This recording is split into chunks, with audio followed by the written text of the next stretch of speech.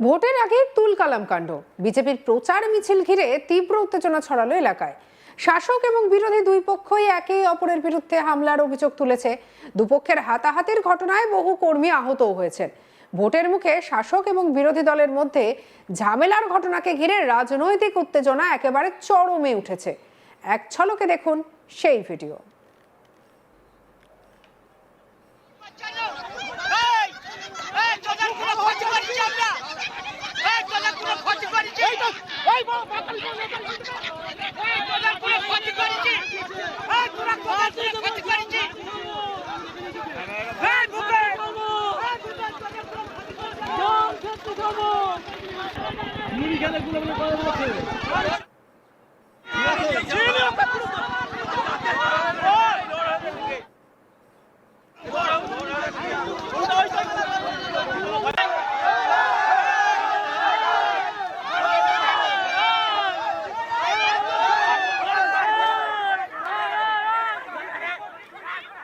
হুগলির পুরসুরা ব্লকের কেলেপাড়া এলাকায় বিজেপির প্রচার মিছিল ঘিরে তীব্র উত্তেজনা ছড়ায়।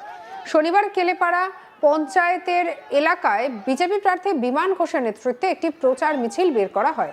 অভিযোগ, সেই মিছিল যখন তৃণমূল নেতা এবং কেলেপাড়া পঞ্চায়েতের উপপ্রধান শ্রীকান্ত মালিকের বাড়ির সামনে দিয়ে যায়, তখন বিজেপি কর্মীদের একাংশ গালিগালাজ করে। এই ঘটনাকে কেন্দ্র করে প্রথমে বচসা এবং পরে তা হাতাহাতিতে রূপ নেয়। তৃণমূলের অভিযোগ, প্রতিবাদ জানাতেই বিজেপির কর্মীরা লাঠি, ইট এবং রড দিয়ে হামলা চালায়। শুধু তাই নয়, বাড়ির ভেতরে ঢুকে মহিলাদের ওপরেও আক্রমণ করা হয় বলে দাবি শাসক দলের। আর এই ঘটনায় তৃণমূলের অন্তত 7 জন কর্মী সমর্থক আহত হয়েছেন বলেও জানা গিয়েছে।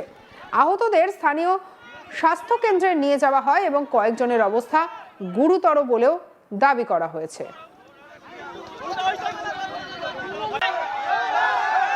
অন্যদিকে বিজেপির এই সমস্ত অভিযোগ সম্পূর্ণভাবে অস্বীকার করা হয়েছে।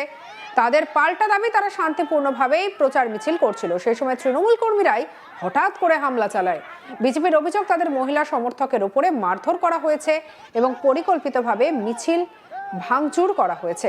তৃণমূলের সমর্থক অর্চনা মালিক কি বলছেন শোনাবো। আমাদের বাড়ির মেয়েদিকে সব খুব অত্যাচার, আজে বাজে ভাষা, খিস্তি একটা বাঁশ নিয়ে বললো এই তোমাদের ফল না, এই মেয়েদিকে ইয়ে করবো করে এইসব আমাকে ঠেলে ফেলে দিল। না, আপনাকেও দেখা যাচ্ছিল একটা লাঠি নিয়ে আপনি ছোটাছুটি করছিলেন। না, লাঠি নিয়ে ছোটাছুটি, তারা মারবে তাহলে আমি তো একটু ধরতেই তো পারি একটু, তাহলে তাদেরকে আমি কি পড়ে মারটা খাবো নাকি? তাই আমি এক ঘা, তারা যদি 1000 ঘা দেয় তাহলে আমি 1 ঘা দিতে পারবো, তাহলে আমি মারতেই পারি। তাহলে আমি কি করে পড়ে মারটা খাই?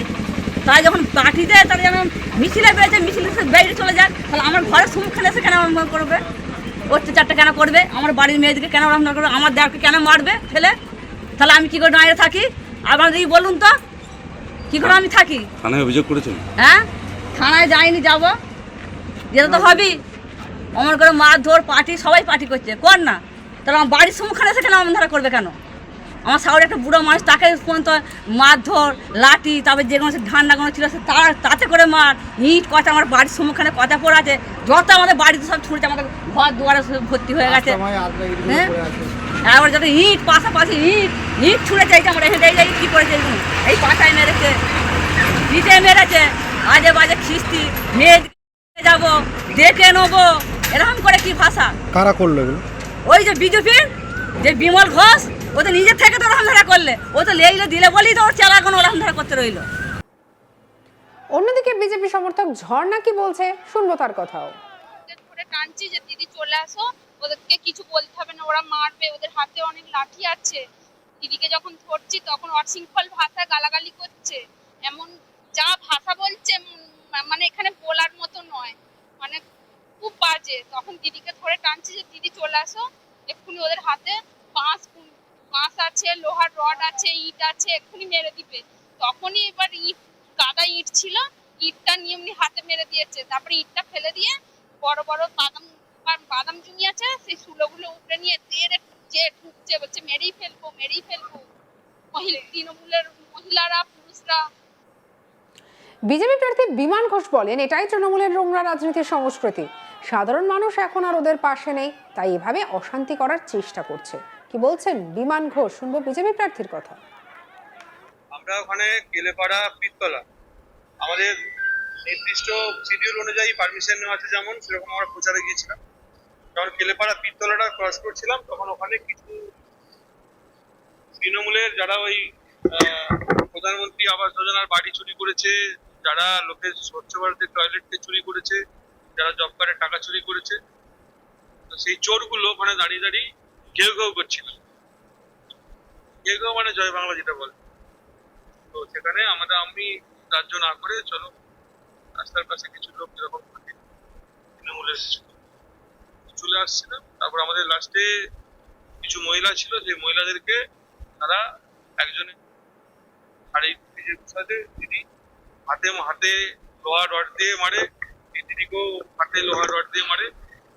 মারার পরে আমরা গিয়ে সেখান থেকে আমাদের যারা ছিল তাদেরকে নিয়ে চলে আসি। কিন্তু ওরা একটা জিনিস বুঝতে পারছে না, ওরা তো কোনো 8-10 জন ছিল, আমরা দুয়ারে এসেছি। আমরা গণতন্ত্রে বিশ্বাস করি, তাই আমি আমার কার্যকর্তাদের ওখান থেকে ছুটি নিয়ে চলে এসেছি। পরে ভোটটা ঠিক হয়ে যায়। কিন্তু ওদের আমি বলতে চাই একটা কথা, যে ওদের প্রার্থী প্রচারে যাচ্ছে, পুরুষরা তো সব জায়গায় বিজেপির গড়, আজ পর্যন্ত কোথাও বাধা পেয়েছে? আমরা যদি মনে করি যে প্রত্যেকদিন ঝামেলা করবো, প্রত্যেক দিনই ঝামেলা করতে পারবো, কিন্তু আমরা তো চাই না। আমরা গণতন্ত্রে বিশ্বাস করি, সবাই যে যার প্রচার করতে পারে, সিপিএম করতে পারে, কংগ্রেস করতে পারে, তৃণমূল করতে পারে, সবাই করতে পারে, তাদের গণতান্ত্রিক অধিকার।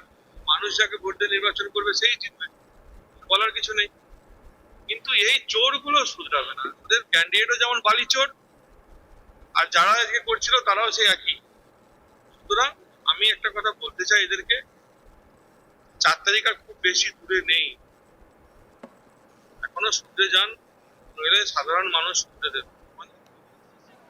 অন্যদিকে তৃণমূল প্রার্থী পার্থ হাজারি বিজেপির অভিযোগ খারিজ করে বলেন, বিজেপি বুঝে গেছে যে তারা এই এলাকায় হেরে যাচ্ছে, তাই ইচ্ছে করে অশান্তি সৃষ্টি করে ভোটের পরিবেশকে নষ্ট করতে চাইছে। কি বলছেন পার্থ হাজারি, শুনবো। আমরা ছিলাম প্রচারে, আজকে হরিণখোলা 2-এর প্রচার হচ্ছিল। আমাদের কাছে খবর এলো যে বিজেপি আজকে ওইখানে ডোর টু ডোর গেছে, যে তারা অশ্লীল ভাষায় কথা বলছে আমাদের উপপ্রধানের বাড়ির সামনে, এবং নানা কিছুভাবে উৎসার মানে মহিলারা এত বাজে বাজে কথা বলছে। কটা মহিলা ছিল ভাড়া করা, ওদের তো নিজস্ব ছেলে থাকে না, 2টো ছেলে ছিল ওই বুথে, তারপরে সমস্ত ছেলে বাইরের ছেলে ছিল। আজকে সেইখানে আমাদের ছেলেদের উপরে মারধর করা হয়, কর্মীদের প্রতি। আমাদের সমস্ত মহিলাকে একটা মারধর করা হয়েছে, একজনের হাতের কবজি ভেঙেছে। এরকম মানে ভয় খেয়ে গেছে বিমান ঘোষ যে আমরা বোধহয় আর থাকছি না। তাই বিমান ঘোষ এইভাবে যে আজকে 5 বছর যেভাবে অত্যাচার চালিয়েছে পুরুষের উপর, এইভাবে বিমান ঘোষ মনে করেছে আমি অত্যাচার চালাবো, এইভাবে হয় না। ঘটনার পর এলাকায় ব্যাপক পুলিশ বাহিনী মোতায়েন করা হয়েছে। আপনার মতামত আপনি জানাতে পারেন কমেন্ট সেকশনে, সাবস্ক্রাইব করতে ভুলবেন না।